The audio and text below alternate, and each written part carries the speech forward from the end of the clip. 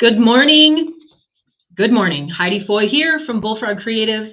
We are live at the Ford Wyoming Center for our Friday episode of the CNFR CINCH morning show. You guys stay tuned. Justin Rumford in the house. We'll be right back.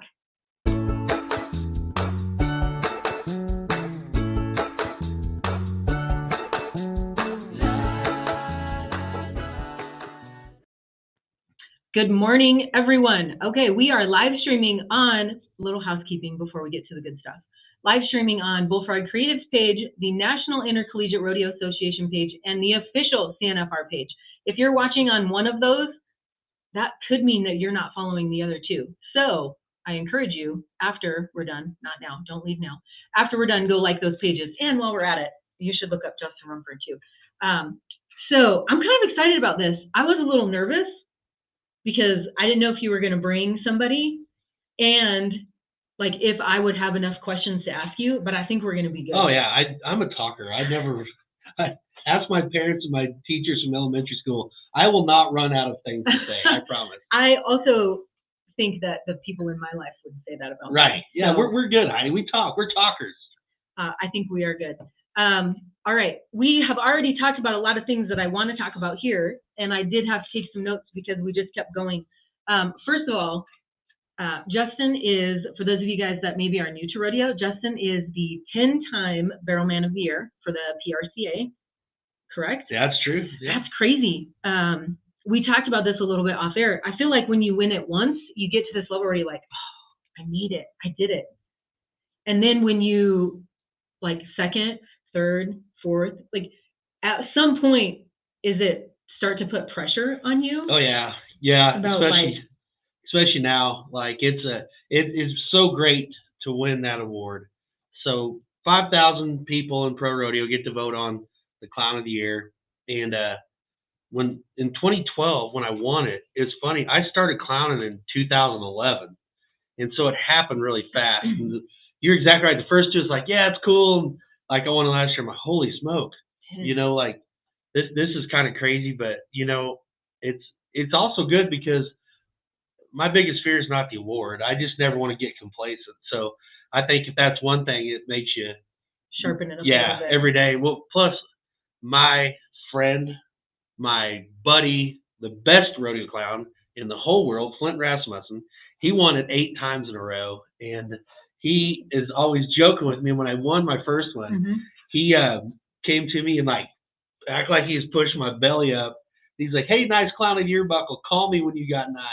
Oh. And so I beat Flint finally, even though he's better.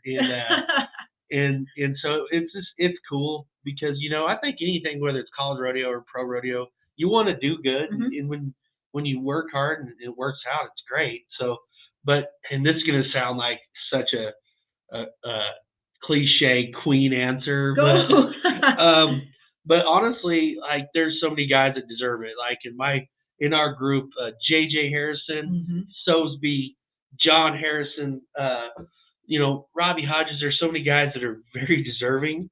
So you know, honestly, if I never win it again, I'll forever be grateful, and I mean that. Like, and I will give the biggest hug. I know JJ's trying to knock me off right now. He was on a rum chat with me, but the coolest thing is like me and Flint talked about. There's not like a weird clown competition. Yeah, like it's not like a clown fight club. Like we're buddies, we're friends. So you might be onto something. Everybody supports everybody. Yeah, clown fight club.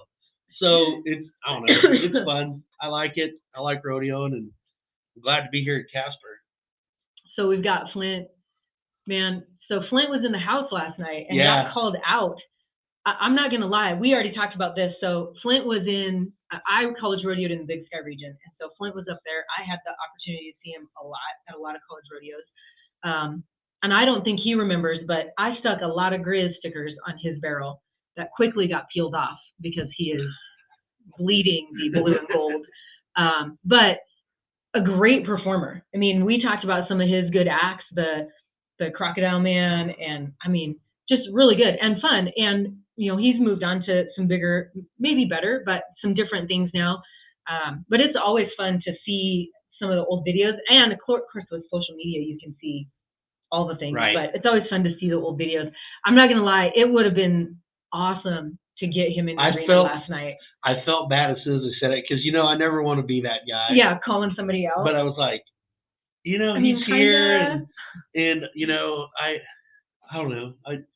We gotta exploit Flint when we can. So he's a national treasure to not only pro rodeo but to college rodeo. Yes, and indeed. the world. Indeed. I really appreciate. I appreciate hearing too. Like, you don't want to get complacent, because I think once you get to a certain point in your career, it's so easy to. Yeah, well, can be easy to. And I kind of got like that actually last summer. In 2020 when everything quit, I was it was bad. Cash money. But I was so bummed. I couldn't wait to rodeo. Like I was so rodeoed in 21, we took off and we went to rodeoing and things were great. Well, when I got to Fort Madison last year, after, having a rodeo, like I rodeo harder than some guys. Mm-hmm. So like I've got from January 5th until November 15th, I have 2 weekends where I don't have a rodeo. Ooh. But I like it. I want to, Neil Young said, it's better to burn out than to fade away. And so we're going to rock and roll while we can. But I started getting kind of complacent there at Fort Madison, because it's the same, when you're rodeoing sometimes, man, you rodeo here for 4 days, it's a party and everybody's happy. And then you pack up, you go here and sometimes it's hard to stay in your game. And after the performance one night, Boyd Polhamus texted me and he said, call me. And this was after the rodeo, like at midnight. I'm like, uh-oh. It's like getting called to the principal's office. Yeah, exactly. I called Boyd and he chewed my butt for a while. And I got pretty defensive. Mm-hmm. And I'm like, you don't know what you're talking about and this and that. And afterwards I got to thinking about it and I started watching videos. Like, man, he's right. So yeah, but okay, so let's talk about that. I mean, that's the epitome of accountability and having friends in the industry. Right. Like, because there's some people that would see that and not say anything. Right. And maybe they're good friends too, but that's a hard conversation to have. So that's really neat. I mean, clearly a hard conversation to have and also a hard conversation to hear, but for you to be able to sit back afterwards and be like, Well, I was mad like the whole next day. I didn't talk to him. I used to sit by Boyd at the production meetings and I wouldn't do it. I was pretty mad, but I mean, at the end of the day, he was right. Yeah. And it's really helped because, we have to, as entertainers, we have to give these people what they want, man. If you think what things are costing and $5 diesel, $6 diesel, and $25 tickets and $10 hot dogs, when they come to this event, we got to make sure they have a great time. And I, as an announcer, as a sound man, as anybody in production, you can't have a bad day. I mean, if you're a rough stock guy and you buck off, well, it happens. They don't ride them all, but I kind of feel like in our it's a little different. You have to always be on your toes, and so I really appreciate it. I got a lot of friends that are rude and mean to me sometimes, but I'd rather have my good friends say, "Dude, call you out. You're letting off the gas." So I really appreciated Boyd for that. Boyd's still mean to me sometimes, but I love him to death. I'd do anything for him. Listen, Boyd was mean to me when I was doing production too. So I think that's how you know that he cares. He cares. He wants. He doesn't. It's almost like a football coach. When you think about, I think anybody that's had the mean football coach, it's not that they're mean; it's they want to win. And Boyd is a perfectionist, and things. If we're going to do this, we're going to do it right. And so the older I get, the more I appreciate Boyd, and he's done a lot for our family, and he's a great dude, and I'm so thankful to be here with him. And Andy. Absolutely. I know that's one of the things that I was a production manager for almost I think 8 years, and working with Boyd, like it made me step up my game. And honestly, I didn't even know there was a game to step up to. Like that, I didn't understand. I'd seen and I'd watched and I'd been around it. I'd been in the rodeos, but I'd never been a part of the production before. And first, second, I would say even third year, I would say even the 8th year, I was learning something new every year from conversations with Boyd. Oh, yeah. And everybody. I mean, then Andy started to come in the picture. I can't remember if, I'm pretty sure he was there when I was doing production also. So that kind of puts a change in your script writing, because Right. now you're writing for 2 instead of 1. But I learned a lot, and I didn't even know what I didn't know. Right, right. And I would add too, we have a lot of college rodeo fans that aren't going to the rodeos as participants, but are just fans. And I think that's something that's really important to understand, is that we put on a show. Just like you said, like, we're here to put on a show for the college rodeo, for the student athletes, but also for the fans, and that's our main concern. Yeah, and I think the crowds have been great this year. And honestly, I'm not just saying this, but as a rodeo clown, everything, rodeo clown, whatever. I'm a rodeo fan. Yeah. And in pro rodeo, like, if you look at it, I'm best friends with so many of these guys, because after working 200 performances a year, you get to know everybody. And so I don't just show up and clown. Like, I competed here in the college finals in 2 events. Yeah. My last year here was in 2004. I clowned it in 2012. And so being a part of rodeo, like, I'm a big fan, and watching these guys this year at the college finals, the bareback riding. We don't have a lot of bareback riders going in, but you know what? There's a great crop here. Yes. There's some guys that are absolutely not just 1 or 2. No. And that's kind of common here. There's like 1 or 2, maybe even 3 standouts. There's a bunch, and I'm not knocking anybody that's come before. Right. But like, if you look at, I would say you're top of the class in college rodeo bareback riding. Waylon Boudreaux, or I can't say it. That guy. Waylon B. Ty Pope, which is Jess Pope's younger brother. Jess Pope is amazing. Won the NFR average twice. And Colt Franks has already been to the NFR, who's phenomenal talent. Just those 3. I mean, not counting anybody else, but I mean, those are 3 guys that one's already been to the NFR. Kai will be there next year. Yeah. And Waylon, he won the rookie challenge. I mean, there's just when I watch these guys, like, in all the events, it's fun to come back and watch. And I feel like just watching, I can kind of tell the ones that are going to go on. Like with Dalen Swearengin, 3 years ago, won the college finals. Yeah. He goes to PBR, wins the PBR finals, $1.2 million. He did not finish his college degree, by the way. But you look back, Josh Ross a couple years ago, CNFR winner right here. Josh Ross scores NFR average, PBR. And, you can go back and look at all the guys that have dominated. And so it's fun as a clown to come back and watch these guys, because it's cool, because I want to rodeo for a long time, and my kids I don't really want my kids to rodeo, but they are. But, to see that, man, what a great future that we have with college rodeo and with high school rodeo. And it's fun to watch. Like, this is a great rodeo. If you haven't watched it, especially the short round tomorrow night, the short round here is phenomenal every year. It's, when people think about reality TV, you watch reality TV, well, that's all set up. Yeah. This is reality TV, So this is life-changing, the people that are going to win this, they're never going to forget. And I've thought about that this morning when I got here at the crack of dawn to be here with you, because clowns sleep in most of the time. But walking in that arena this morning, looking around, I haven't competed here since 2004, but I remember everything. It seems like yesterday. I remember where I parked.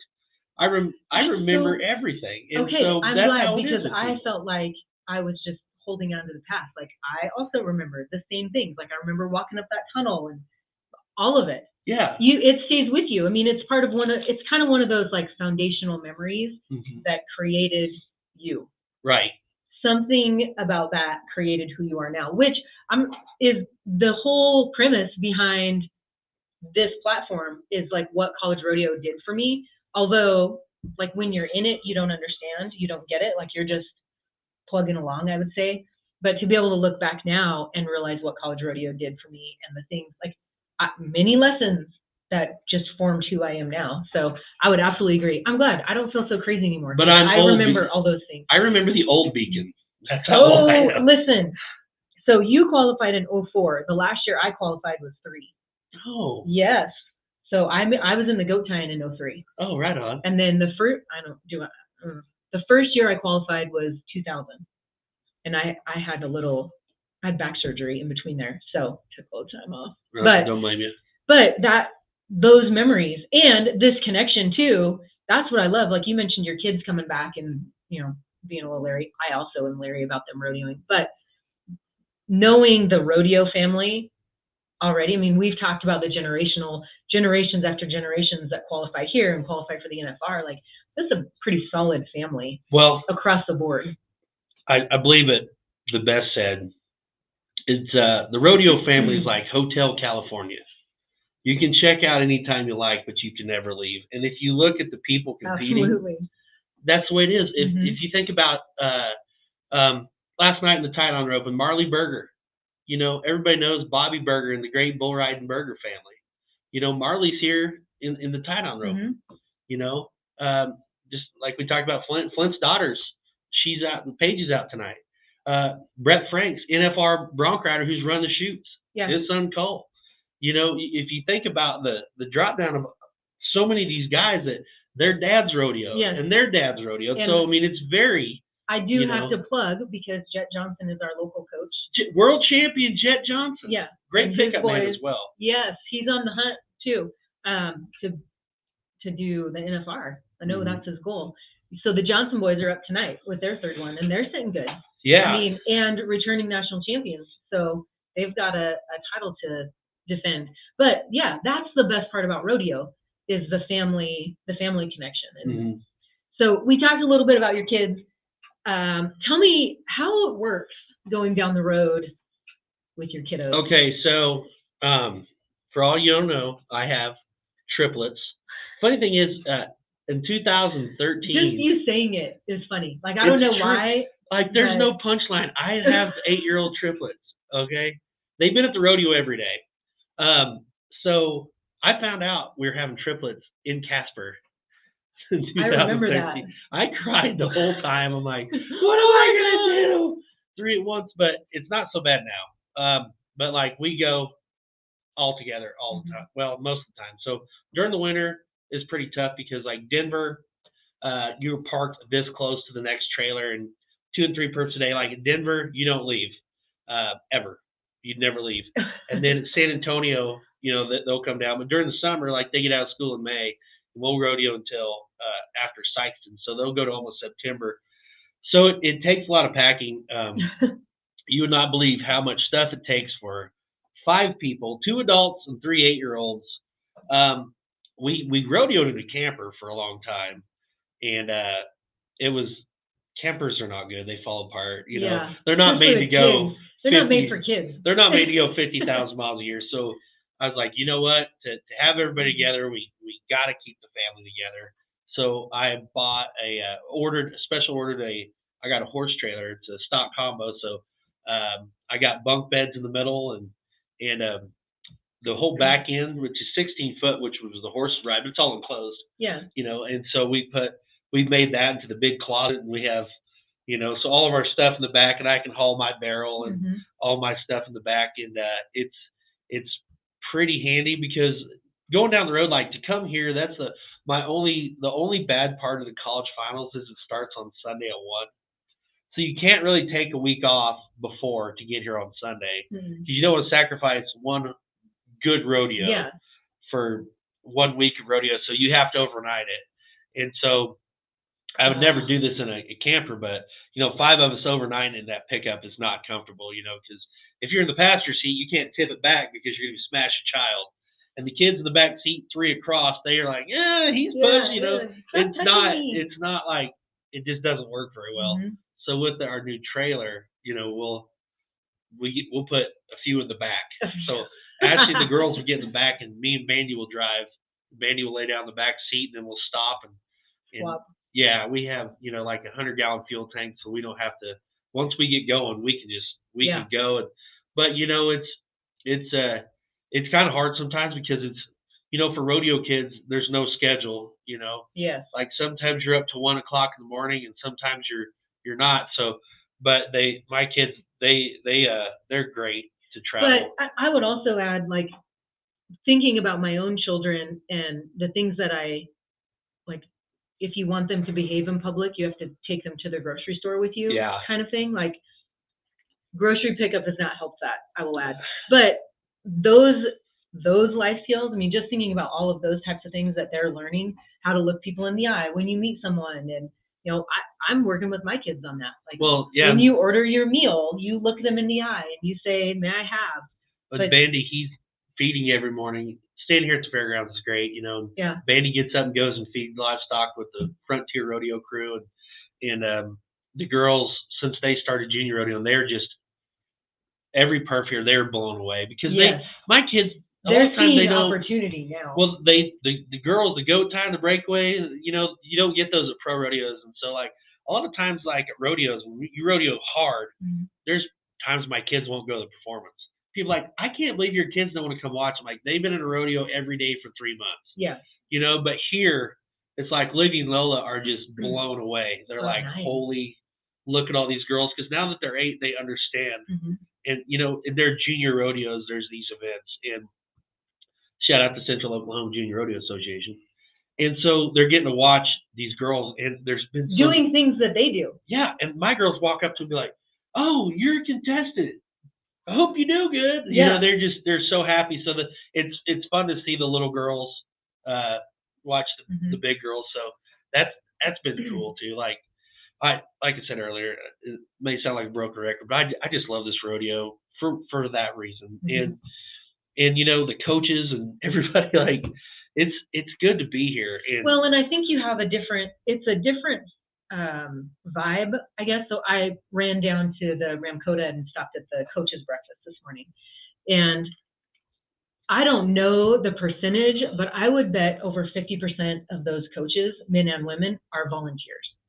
They have full-time jobs and families, and they volunteer for this. So when you think about that, I feel like it changes the vibe, because I don't know, people are more appreciative for what they have when they work so hard for it like this. And even the coaches, when you're volunteering for a position, there's some, we've got fuzzy. There's some colleges that aren't 100% behind their rodeo programs. And so practices, meals, transportation, hotels, all of that is coming out of somebody else's pocket at that point. And it's expensive. Especially now. I mean, it was expensive before. So we're at like a whole new level of expense. I can't even imagine like trying to rodeo for being in college, I mean, to fill up a pickup, it's almost $200, And like I read that article that was in the Casper Tribune. We were talking about the first year the college national finals was here was in 1999. In 1999, when the college national finals came here, gas and diesel was $1.20. Oh my goodness! But see, my dad picked up the college national finals in Bozeman, Montana, when I was little, and I remember sitting in the truck in the parking lot of Cat's Paw. Not a big deal. Do they still have the Cat's Paw there? Oh yeah. But so I guarantee. Just kidding, Dad, watching, but yeah, it's just going back to the Bozeman, the college, like it's so expensive. So I think that's why these guys have to try extra hard, because you can't just kind of rodeo anymore. You can't. Well, and I would add too, I can't remember who I was talking to about it. Maybe Jeff Collins, but you don't college rodeo for the money. Yeah, it's not. You're gonna you might have a good weekend. I mean, I can remember winning the long run, winning the short run, winning the average, and walking away with maybe $1,000. And if I bought myself in the Calcutta for $10 because nobody knew who I was, then I maybe would make some money. But you're not doing it to make money, because the payout is just not enough. And compared to what you can win in some other events, that's not why you're doing it. You're doing it for your education, or you're doing it for that national title. Well, yeah, and plus it's fun. Like, yes, a lot of these people, as we look at these sheets, I'd say there's so many of these that will not. This is pretty much where it ends. You know what? And that's okay.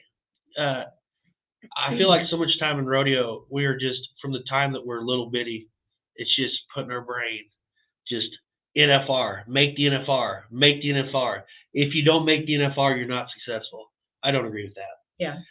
I know several people that have not qualified in the or to the NFR. I know contract personnel that have never got the NFR that deserve it, that worked their tail off. Corey Wall, one of the best I'll stand by this, one of the best bullfighters in the world. Corey never got to fight the NFR. Does that define his career? No. Man, he rodeoed for 20 years, was successful. And so, as we talk about make the NFR, you don't have to make the NFR. If these people here on this sheet, if they junior rodeoed and high school rodeoed, got a scholarship, they got to come to the college national finals and spend a week here and be the star, man, that's what they're going to remember. It's a great thing. So, and that's what I try to, now that I'm older and wiser, I try to tell these kids, enjoy it. This kid come back there, he bucked off his bull, and he was mad. He was mad, like throwing helmet mad. I said, hey, man, don't worry about it. He's like, well, want to ride? I'm like, you know what? Hey, ride your next one. Just enjoy it. This goes by fast, But the bad part is I don't think that the kids nowadays understand that. And I didn't. No, heck no. But looking back, I just want to tell these college kids, man, enjoy it, because it goes by so fast, and before you know it, you'll be having triplets and clowning rodeos. Trying to figure out how to pack all that crap. Right. Well, and I would add too, there's been a lot of stuff on social media. It's good and bad, I'll give you that, but there's been a lot of stuff on social media just about that. Like, shout out to the kids that didn't win didn't get valedictorians, but maybe we're on an IEP, but they graduated and they worked just as hard as everybody else did. I mean, it's the same thing, and same concept with college rodeo and high school rodeo, all of it. I think you're so right about that kind of being the goal, especially when you grow up in the rodeo world. It's always the goal. I mean, I think I realized that wasn't going to happen for me, or that wasn't what I wanted when I was in college. Like, and I don't know that I'm made for the road. Right. Well, and I don't think I'm going to do that. Like, I got a degree because of college rodeo. I hated school. Well, let me back that up. I didn't like classes. I loved school. Loved school. When I was in college at Northwestern Oklahoma State University. Plug. Yeah. nwsu.edu. Check them out. When I was at Northwestern, I didn't like going to class. I hated class. But if there was a football game, if there was a play, if there was anything, if there was the picnic in the park, if there was intramural football, I was at every event. And I loved college for that. And I would never, and even like high school is the same. And I hated class. I didn't like, as many of these kids are. But so that's the beauty of sports. And that's the beauty of rodeo for this, is you get people that don't, these, I'm sure most of these kids, they don't want to go to class. They don't care. But because of college rodeo, hey, we're going to go to class. So, like, I've got a degree, not because I care about business finance or ever going to use it. But is that your degree? Yeah. That's not an easy one either. Well, I had a lot of girls that were smart. But, like, I've got a degree now for the rest of my life because of college rodeo, and just making sure that you have the grades to go rodeo, because like it's something, and so I'd give a big shout out to these kids that if this is your last rodeo, enjoy it. Hey, that's cool too. And there's a lot of kids that are going to go on and do great things that are here and win world championships and be at the NFR. That's great too. But there's room for everybody. So what's interesting is I think I just recently figured that out. What's that? That it was okay that I didn't come here and win the national title. That it was okay that I didn't do the NFR and do all the things that I thought I was going to do. I actually stopped wearing my belt buckles because I was in that weird place. I think this happens too when you turn 40, that you're able to look back and see your accomplishments and that you have accomplishments. Because before that, you're like, oh, there's so many things I need to do still, and like there's still more things I need to do still, I feel like also. But I've been wearing my buckles this week because I saw one gal at the Slack that was wearing I can't remember now, 76. CRMR, all around champion cowgirl. And I was like, damn, that's cool. Bust it out. Yes, that's cool. And so I wore mine the next day, Montana State, all around cowgirl. Right. But I felt good about it. I was fine. I was embarrassed for so long because it was old. Oh yeah. Also meant that I was old. When you start looking at those numbers, but it's great. But look at you still. Okay, you're still involved in rodeo, and I think that's one other message that a lot of these kids can learn. Just because you may not be a contestant, you can still be involved with rodeo. Look at all the opportunities through,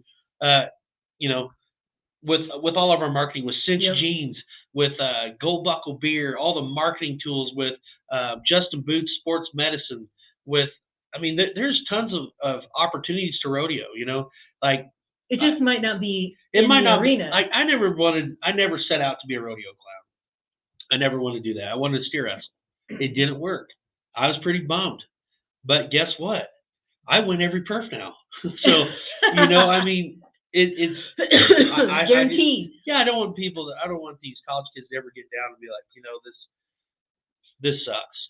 Like, just because this doesn't work out doesn't mean you can't be involved in rodeo. I mean, there's so many opportunities, and there's people hiring daily with stuff you can do with rodeo. So just because you may not make it, and I also don't like the term "don't make it," because if you've ever had fun and if you've ever enjoyed it, if you made the college finals, you made it in a way. So just find something in rodeo that you can do and still be involved in. So I read a book. I don't know if you have read this book, but it's called "Who Moved My Cheese?"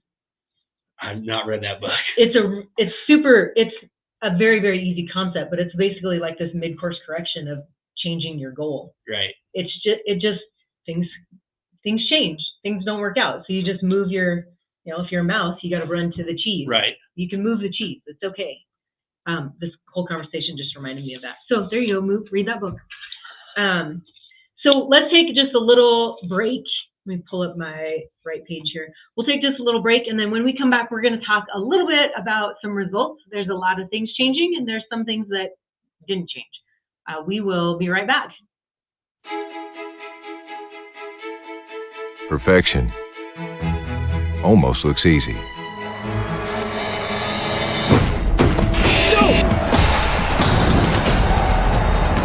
But it isn't.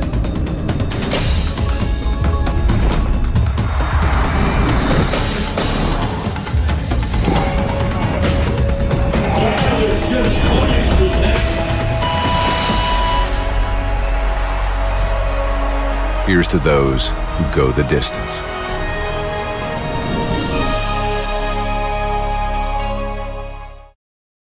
They win the lottery. Yeah. So we were just talking about Friday night's performance is, I don't know, I feel like there's the most emotion around Friday night, even though every day changes. Like every day will change the top 12. Every day changes the average, but it's like Friday night's the last one. This is the last perf. These are all the people that could, if you've already competed, you're watching times, you're watching averages, just to see if you're going to make it back in that top 12. Yeah, and I've been there before. My sophomore year here in the steer wrestling, I had to wait till the Friday to find out I missed a short round, and so I was one out of the short round. And so I had to wait all week. Yes. Yeah. So you sit here, you come and you watch. Like we said, you don't wish ill, but I've wished ill. But I wished ill with it like a nice twist. I'm like, I hope this next guy that could bump me, I hope he breaks out. Yeah. And after that, he is sad, but goes to a gas station and buys a lottery card and wins $2,000. So I would wish ill with a happy twist. I like that. So, I don't know that I did that. But the thing about it is on Friday night, there is emotion, and there should be emotion. I don't remember which basketball coach it was that was talking about it. That said, you know what, when athletes cry, that's not a bad thing. It means they care. So you should have emotion, because if you put your heart and soul and your money into making the college finals, and you have a goal to make short round, when you miss it, it sucks. You should be devastated, because it sucks. Like, I mean, there's still a lot of positive, but I would add too it's that, rough. Like, I didn't qualify for the GOAT time for the CNFR until my senior year, so it's not like I'm gonna be back next year. And that was, some of these kids, especially in the goat tying, this is our NFR. Yeah. This is the last step. There's lots of new things, the Patriot and some of the other goat tyings that are being put on where you can win large amounts of money. But as far as like a national title is concerned, this is it. So, that was the last time I stepped off a horse. The goat tying's like bull riding, where your longevity is not. Oh, yeah. And I feel like even some of these ladies, I've talked to them, like I watch them and my back hurts. But even some of these gals are feeling it, like they're at the blown out knee city. Yes. Yeah. So I mean, knees, ankles, back. I don't know if there's a lot of after the age of 18. I don't know how long you could tie goats and be in the sixes. Like you're counting down. Because the goat tying here is one of the best things to watch. Yes. It's so fast, like it's ridiculous, and it always is good. Mm-hmm. It's like NASCAR; they go fast, and when they wreck, you hope they're okay. But there are some wrecks. And it's good. I can say this because I've done it so many times, but the wrecks are good. Have you ever scorpioned where you land on your chest and your feet come up your feet come up the way they shouldn't come up, like nobody bends that way? Yeah. Oh yeah. There's a high school rodeo here, Memorial Day weekend, Buffalo and Sheridan. It's every weekend. And actually it rains every year. Like it's just muddy. You just prepare for it.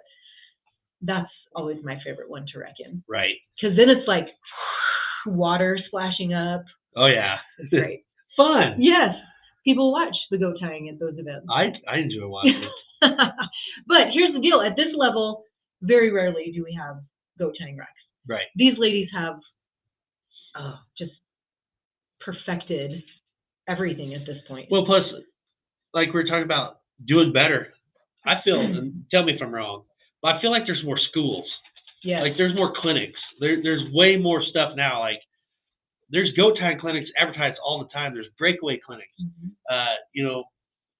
Everything. The Smarty has the team roping clinics, and there's Ace High Rough Stock free rodeo school in Colorado. I mean, there's a lot of opportunities. Like if you want to be good, you can. Yeah, there's no excuse. Yeah, so you can. They have goat tying down like perfect goat tying dummies. Was that a thing back in the day? I don't remember that. I remember like the wood ones made with tires. Trying to tie my dog, but I think they just come out with those tying dummies right at the end of our time. Right. But I mean, can you imagine? Like, you probably have one. You probably have one in your living room. I don't have one. Oh well, you're gonna have to get one now. Yeah, it's coming, especially after this, because girls are. Oh no. Your girls are eyeballing all those women's events. For sure. All right, so I'm gonna let you give us your rundown of the events. We'll start at the top. Okay. I tried to put those in order, and I'm not gonna lie, there's no bull riding there, but it didn't change. So the average in the bareback riding is between Ty Pope and Cole Franks, which is not much. It's 3.5 points between first and second. Woo. Ty he's a quiet kid, Missouri Valley College, super good kid. Like I said, his brother Jess is a phenomenal bareback rider. Jess rodeos with Tim O'Connell, 3-time world champion, which is great. I think Cole's got a little bit of the upper hand just for the fact that he's been in the NFR and he's been in those situations. And, I would think it would be hard to go from the NFR to the CNFR. You know what I'm saying? Like when you're going for 36,000 around, but that's going to be a phenomenal. That's going to shake out great. But I'm going for both, but I think Cole's going to have the upper hand. He's been on some of the rougher bareback horses, so that's going to be a shootout for tomorrow night. A couple, Lane McGehee, who's won it, he's kind of down towards the end. That'd been cool to see a repeat in that. The tie down roping, probably the baddest. No, I will say the baddest cat here is Kincaid Henry. Yes. So we've talked about this every morning, but I had an opportunity to interview him. I kind of ambush them live on Facebook. Then they can't say no, in the alleyway. And so I had an opportunity to talk to him. And my dad called me later and he's like, you really missed an opportunity there. He is also sitting 8th in the world. Yeah.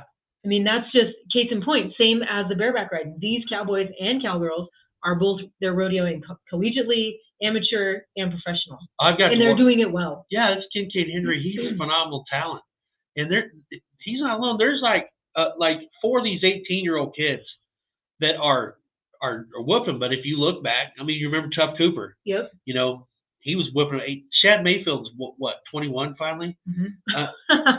Shad's a veteran. Yeah. But so there's a couple of these kids that are just absolutely phenomenal. My guy Marley Berger, he's set to make it back. I'm pulling for him. Is the average on the other side? Yep, average is on the other side. So Kincaid, he's leading it right now. Marley is sitting 6th. I got to give a shout out to my boy from Casper, Lincoln. I can't say. I spell his name wrong all the time. Peter Sex, but he made a super clean run last night. He totally did his job, and now he's coming back 2nd. Yeah, it's gonna be good watching. The Breakaway Open has always been great here. I mean, with new record this year, right? So the 1-7 Boyd said was a new record. Is it a new one or did it tie?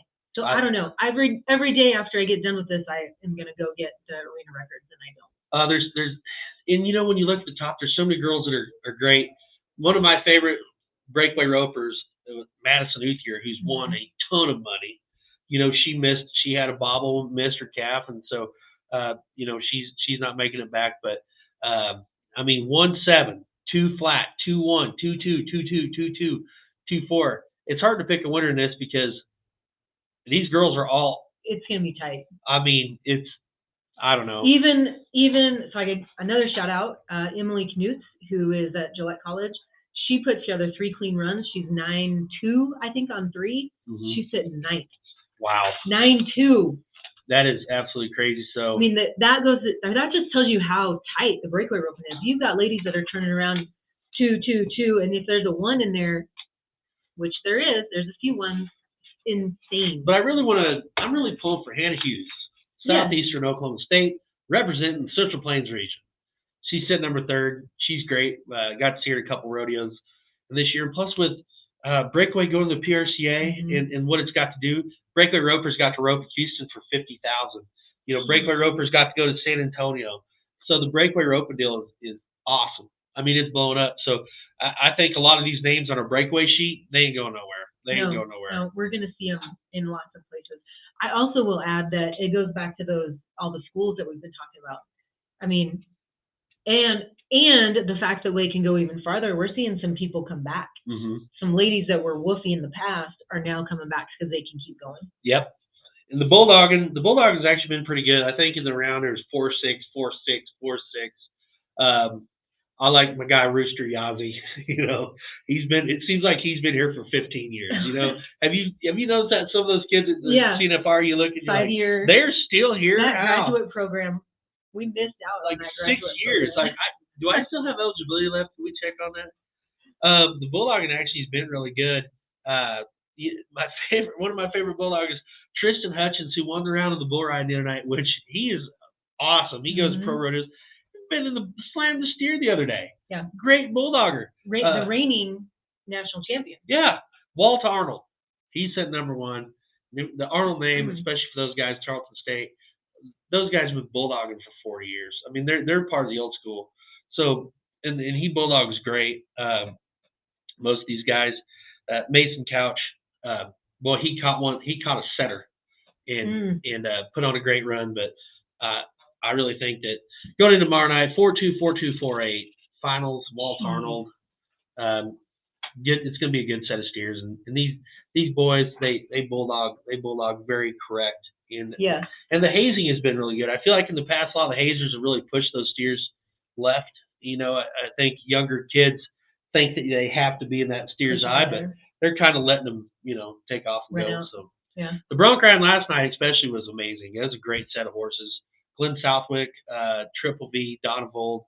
Shout out to our contractors. Yeah. This is a hard rodeo because it's a lot of stock. You don't want to bring, you don't want to bring Medicine Woman and Gunfire, but you don't want to bring the low caliber horses. So I really big shout out to Kirsten and Heath and everybody that's put a nice set of horses together. Cash Wilson rodeos full time. Sage Miller is rodeoing nonstop. Reed Neely from California, he was out last night. Mm-hmm. Outstanding bear. He bronc ride. He looks the old school, got the long hair. The mustaches are in. Oh my gosh. Mustaches are in style. CNFR. But Shea Fournier, he's got from McNeese. But their coach McNeese, Justin Browning was a phenomenal bronc rider. Probably still can. I mean, he's been great.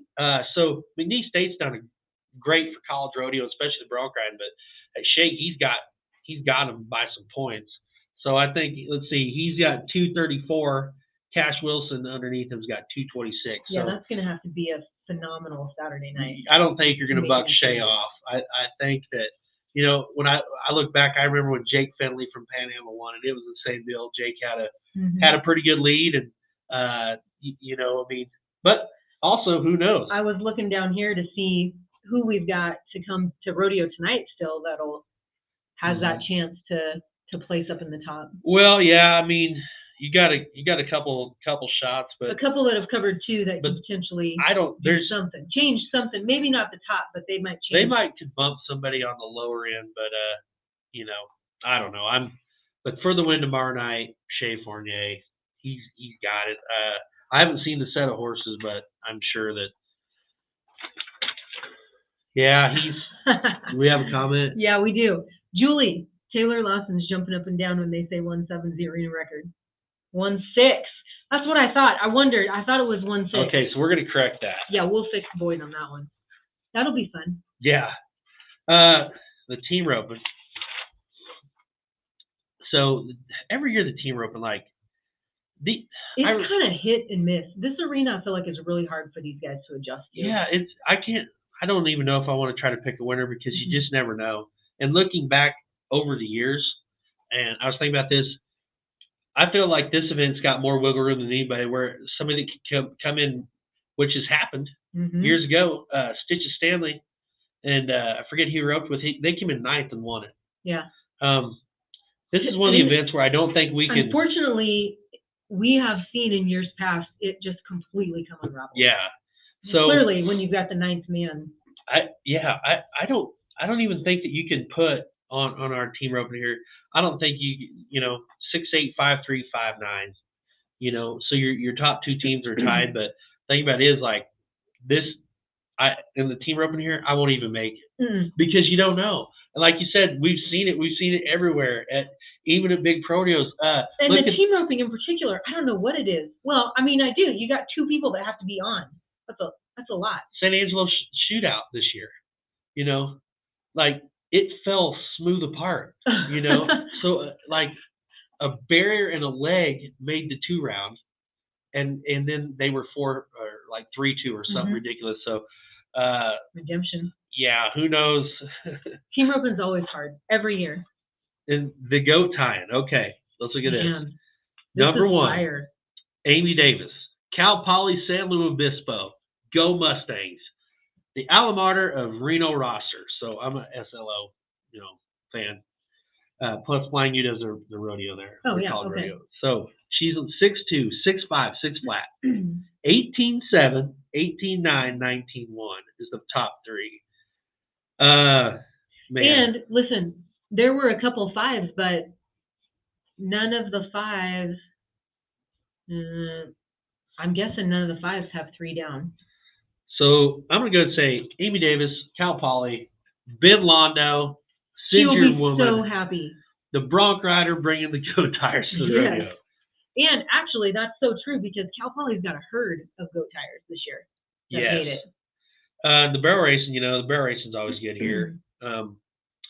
Just in the round 3, 14-3, 14-1-9. And, it's I'm guilty of this. I get caught up in, it seems, when you look at these scores, number 1's 14-3, number 10 is 14-37. Yeah. 14-13 to 14-37. That seems like a lot. Have you seen lately where they do the 2 horses the at once? shadow? That is awesome. There is pretty much no difference between 1 and 12, even though the 12th is 14-41. That would be fun to do that shadow. Yeah. That long. So these girls are mounted extremely well. If you've looked at their barrel horses, I mean, these dudes are riding fire-breathing dragons. These girls are pretty legit. And I've seen I'll some of these also girls. add, I was going to look, we have not seen sub 14, which we will. Yeah. We will. And because as the week goes on, the ground gets better. Right. And shout out to the ground crew. I mean, you've got middle-aged, old, fat rodeo coaches at full speed raking the arena. Yes. And I think hurry. we timed them. I think they're at a minute, maybe a minute 15. Yes. Dean Finnerty is a great raker. He didn't know what he was signing up for.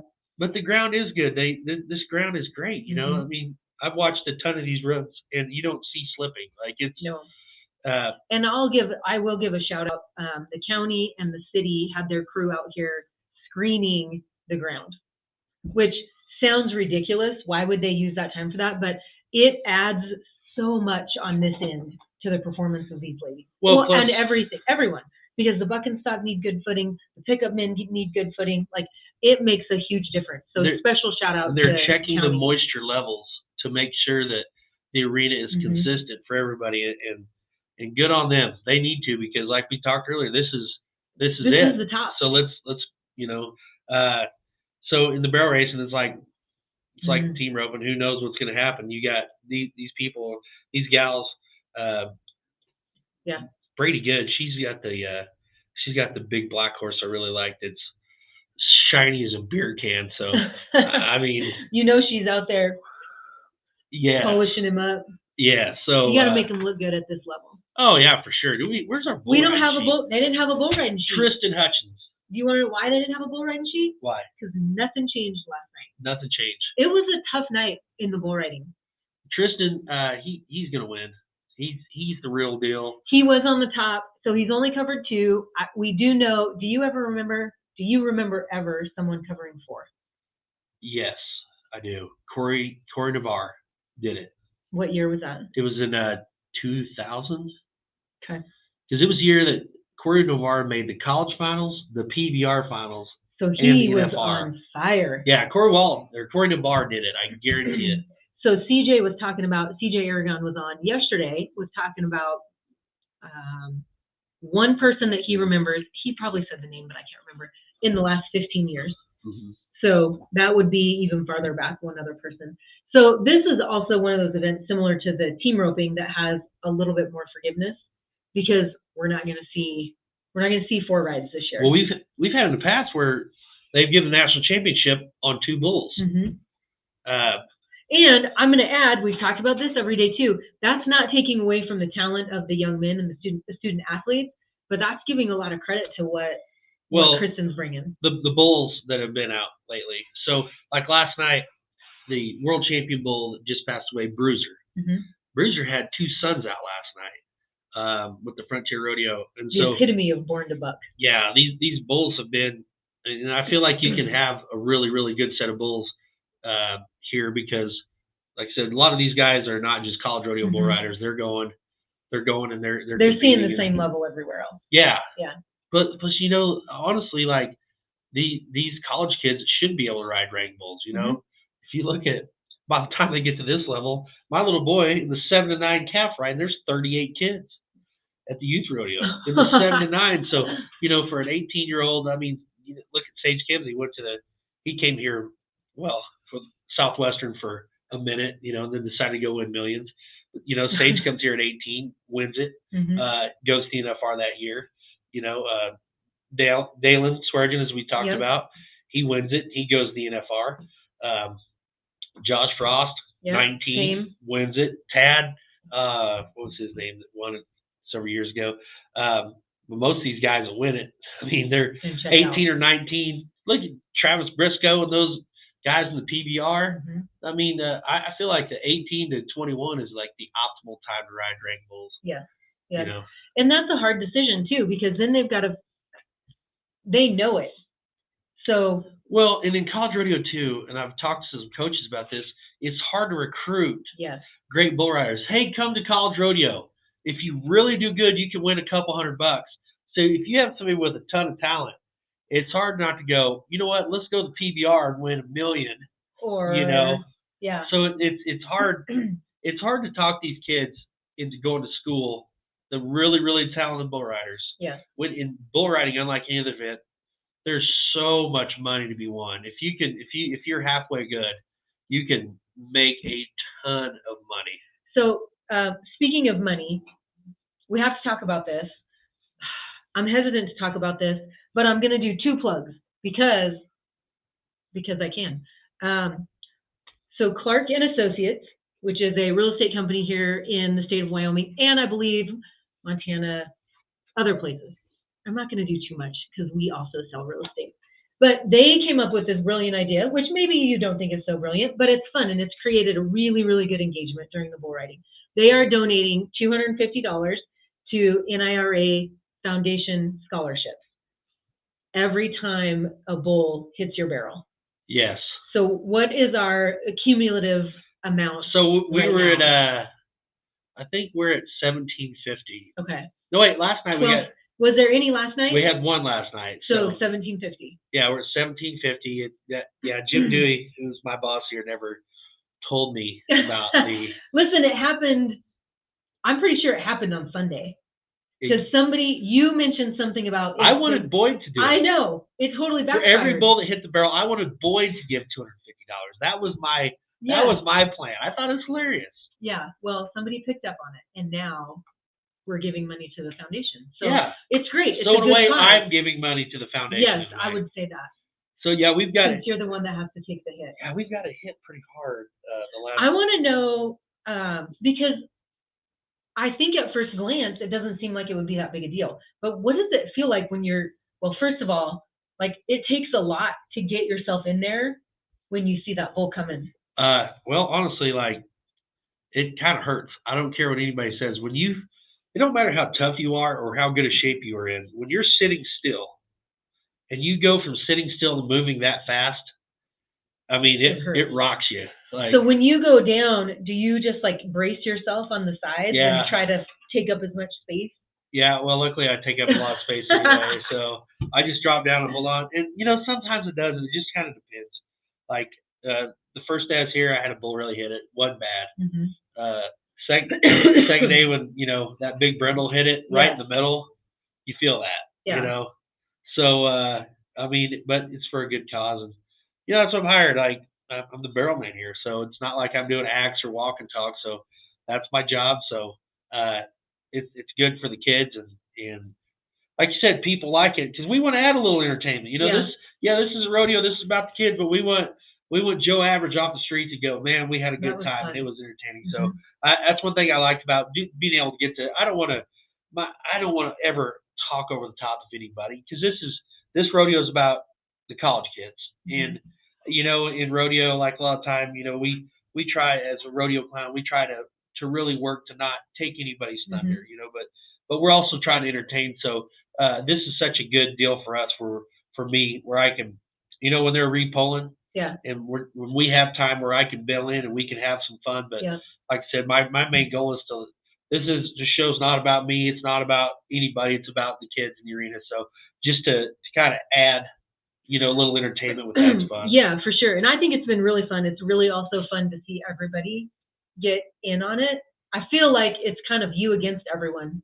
Well, I'm playing. That's why I try to play it off that, after doing this full time and like working the bullfights in San Antonio, it's just another day. Yeah. Like it doesn't bother me, but I feel like the crowd likes it when I'm like, I don't want to get closer. I don't care. Like if one's going to hit you, it's honestly better to be closer because the farther in the arena you get back, a little more momentum. Yeah. So, but I try to play it off. Oh, I'm not going to do this. Boyd does such a good job of building up. So, people, if you don't know anything about rodeo, if you don't know anything about rodeo clowns, if you don't know anything about anything, you still know it's funny when a chubby dude gets hit in the barrel. Like at the end of the day, it's the truth.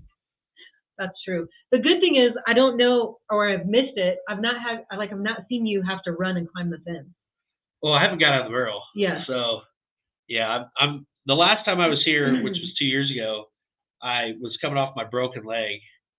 So I have a plate and a screw and a rod, and I can kind of run, but to get in the barrel, your legs have to go at a certain angle. Yeah. When you drop down, and with my plates and stuff, it just wasn't ready. So in 2019 when I was here, I couldn't. You couldn't do the barrel. I couldn't do the barrel, so I had to roll the barrel out and stand by the fence, and then every bull tried to hit me, and everybody laughed. But so the barrel is actually way safer than out running, because if you're out in the arena and you go to run, if you slip, you're done. You're out. But at least in the barrel, I mean, it's good. You can take a hit. Yeah, you're not safely. You're not probably going to be spitting teeth, but. Well, we are coming up on an hour, which goes by super fast. There's tons more questions I have, lots more stories I'm sure that Justin can share with us, but we probably should wrap it up. Thank you guys so much for tuning in. Oh, yes, go ahead, plug it. So Justin has a podcast, Rump Chat. Tune in. It's very entertaining. Don't listen to it with your kids. Don't listen to it with your Real raw rodeo. It's the real stuff. So go over there, find him. What's the most busy social media platform for you? Or where are you? Where can we find you? At Rump Chat on Instagram, at Rump Chat. Okay. And you can find Rump Chat on iTunes, Spotify, Apple, Patreon. Oh, we got great episodes with Bob Tallman, with Boyd, with JB Mooney and Sage Kimsey together. Oh, fun. So we've got a lot of really, Bobby Kerr, the great entertainer, a lot of cool stuff behind the scenes, kind of explicit. But we are 262 in America right now out of 500,000. So awesome. Me and my partner, congratulations, Josh Hambone, Hilton stars together. And, yep. And Hambone, 2-time Sound Man of the Year and the director of the great San Angelo Stock Show and Rodeo. So awesome. Check out Rump Chat. Yes, please do. All right, you guys, thank you so much for tuning in. We appreciate the support. I'm going to look here and see where everybody is at.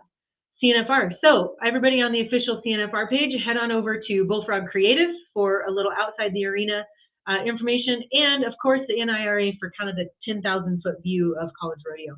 You guys have a wonderful day. We will be back tomorrow morning. We'll be talking about who is coming back in the short round and talking about our national champions, potential national champions. We'll see you guys tomorrow. No matter what's going on outside of you, everything priority-wise comes behind what your horse needs. What matters most is what makes you get up every day, what makes you go in the barn and spend the time with the horses. It's not about the attention, it's not about the fame that may come with it if you do well, it's about loving the sport and loving the horse.